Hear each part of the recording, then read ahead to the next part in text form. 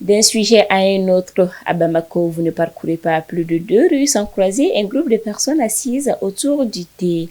Dans le langage malien, ce regroupement se dénomme grain. Thé et grain sont presque indissociables.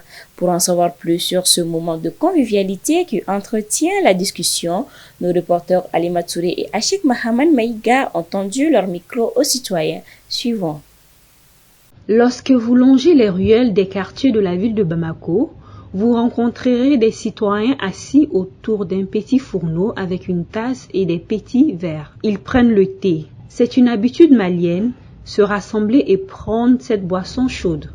Ce moment permet de renforcer la cohésion dans les relations humaines. Le thé et le grain, il y a des grains le thé maintient le grain. C'est quand tu vois qu'il y a des thés, il y a des gens qui passent, ils viennent, ils s'assoient, vous prenez le thé et puis ils partent. Il y a des gens aussi qui sont dans le grain qui ne boivent pas du thé.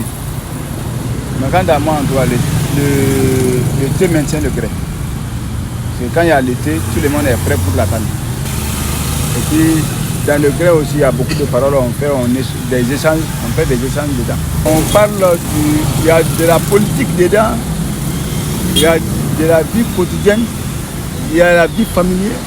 On fait des échanges, on se donne des idées. Pour ces citoyens, le thé est le binôme du grain.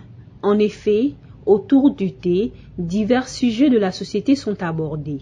On ne saurait maintenir un grain sans faire du thé, car le thé est rassembleur. Des passants s'invitent parfois lorsqu'ils voient des grains avec une théière. Indéniablement, le thé et le grain instaurent un climat d'entente entre consommateurs.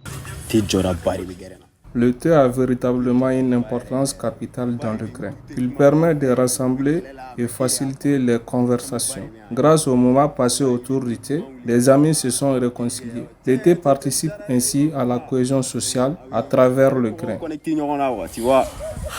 Le thé et le grain sont réellement des dénominateurs communs. Néanmoins, ces instances de prise de cette boisson ne sont guère dues à leurs invités, souligne cet étudiant en informatique actuellement en congé. Selon moi, il n'y a pas de grain santé. Pour réunir mes amis et moi, il faut forcément en préparer. En revanche, toutes les personnes qui s'installent au grain pour boire du thé ne sont pas désœuvrées. Par exemple, mes amis et moi sont actuellement en congé. Sinon, nous sommes des étudiants. Tous sont unanimes. Sans thé, il n'y a pas de grain. Et sans grain, il n'y a pas de thé.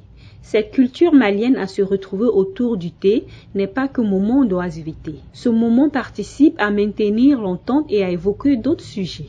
Le thé et le grain sont des facteurs de renforcement du tissu social.